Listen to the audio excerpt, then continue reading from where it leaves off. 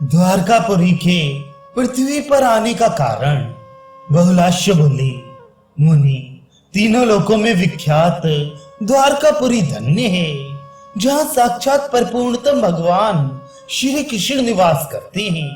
आपके मुख से सुना है कि द्वारकापुरी साक्षात श्री कृष्ण के अंग से प्रकट हुई है।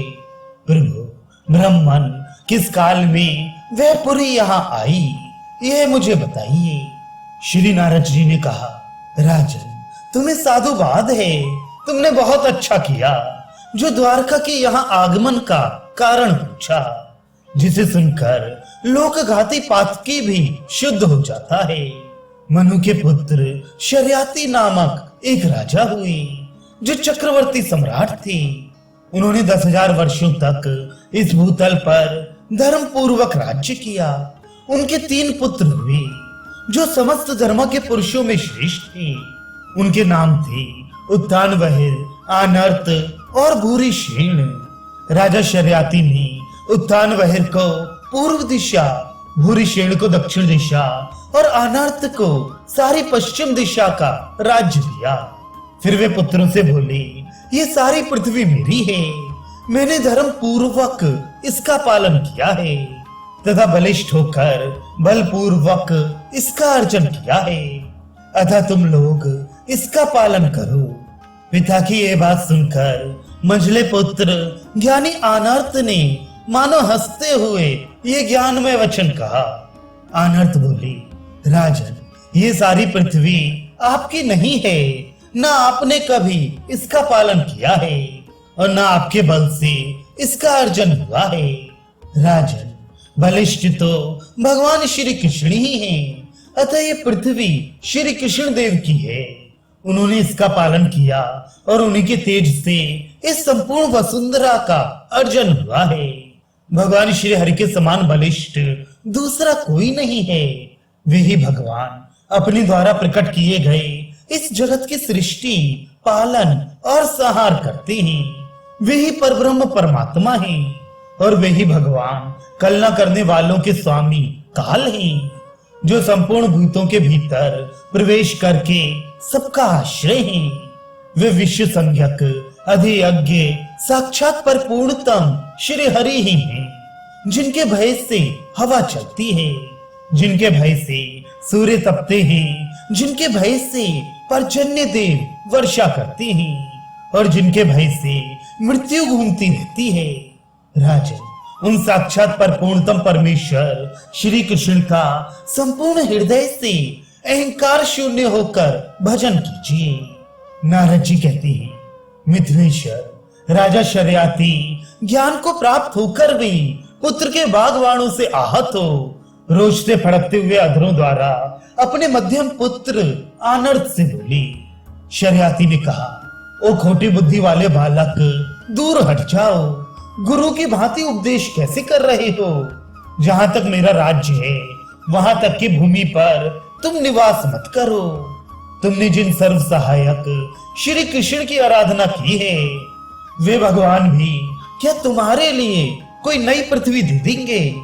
नारद जी कहते हैं, मिथिलेश्वर, उनके यूं कहने पर दूसरों को मान देने वाले आनर्त ने राजा से कहा, जहां तक पृथ्वी पर आपका राज्य है वहां तक मेरा निवास नहीं होगा। पिता राजा शर्याती द्वारा निकाले गए आनर्त उनसे विदा ले समुद्र के तट पर चले गए और समुद्र की वेला में पहुंचकर 10,000 वर्षों तक तपस्या करते रहे। आनर्त की प्रेम लक्षणा भक्ति से प्रसन्न हो भगवान श्री हरि ने उन्हें अपने स्वरूप का दर्शन कराया और वर मांगने के लिए कहा। आनर्त दोनों हाथ जोड़कर शीघ्रता पूर्वक उठे और रोमांच युक्त तथा प्रेम से विवल हो उन्होंने भगवान श्री कृष्ण की चरणार विंदों में प्रणाम किया। आनर्त बोली, सबके हृदय में वास करने वाले आप वासुदेव को नमस्कार है। आकर्षण शक्ति के अधिष्ठान देवता आप संकर्षण को नमस्कार है। काम अवतार प्रद्युम्न और ब्रह्म अवतार अनिरुद्ध को भी नमस्कार है। भगवान, आप साधु संतों के प्रतिपालक हैं, आपको बारंबार नमस्कार है। देव, मेरे पिता ने मुझे राज्य से बाहर निकाल दिया है, अतः मैं आपकी शरण में आया हूँ। मुझे दूसरी कोई भूमि दीजिए जहां मेरा निवास हो सके। ध्रुव भी जिनकी कृपा प्रसाद से सर्वोत्तम पद को प्राप्त हुए, प्रणत जनों का क्लेश दूर करने वाले उन भगवान आपको मेरा नमस्कार है। श्री नारद जी कहते हैं, राजन, अनर्थ को अनर्थ एवं दीन जानकर दीन वत्सल भगवान ने प्रसन्न हो मेघ के समान गंभीर वाणी में श्री मुख से कहा। श्री भगवान बोले, नरेश्वर, इस लोक में दूसरी कोई पृथ्वी तो है ही नहीं, फिर मैं क्या करूं? परंतप तुम्हारी भक्ति से मैं संतुष्ट हूं। अतः अपनी बात सत्य करने के लिए तुम्हें अपनी दिव्य लोक वैकुंठ धाम का 100 योजन लंबा चौड़ा भूखंड ला कर देता हूँ। वह अत्यंत निर्मल तथा शुभद है। श्री नारद जी कहते हैं, विदेहराज, अनर्थ नरेश यूं कहकर भक्त वत्सल भगवान श्री कृष्ण ने वैकुंठ से 100 योजन विशाल भूखंड उखाड़ मंगाया और भयंकर शब्द करने वाले समुद्र में सुदर्शन चक्र की नींव बनाकर उसी के ऊपर उस भूखंड को स्थापित किया। राजा अनर्थ ने 1 लाख वर्षों तक पुत्र पौत्रों से संपन्न हो वहां राज्य किया। उस राज्य में वैकुंठ का वैभव भरा हुआ था। अनर्थ के पिता शर्याती ने जब ये समाचार सुना तब उन्हें बड़ा विस्मय हुआ। अनर्थ के प्रसाद से ही अनर्थ नामक देश प्रकट हुआ। अनर्थ के रेवत नाम का पुत्र हुआ। पूर्व काल में श्री शैल नामक पर्वत का एक पुत्र था। अनर्थ ने उसे अपने हाथों से उखाड़कर अनर्थ देश में स्थापित किया।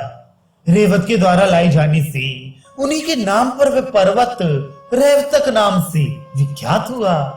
राजा रेवत कुश स्थलपुरी का निर्माण करा के वहां दीर्घ काल तक राज्य करने के पश्चात अपनी कन्या रेवती को साथ ले ब्रह्मलोक में गए। ये सब कथा मेरे द्वारा बलदेव विवाह के प्रसंग में कही जा चुकी है। इसी कारण पुण्यमयी द्वारकापुरी को देवताओं ने मोक्ष का द्वार माना है।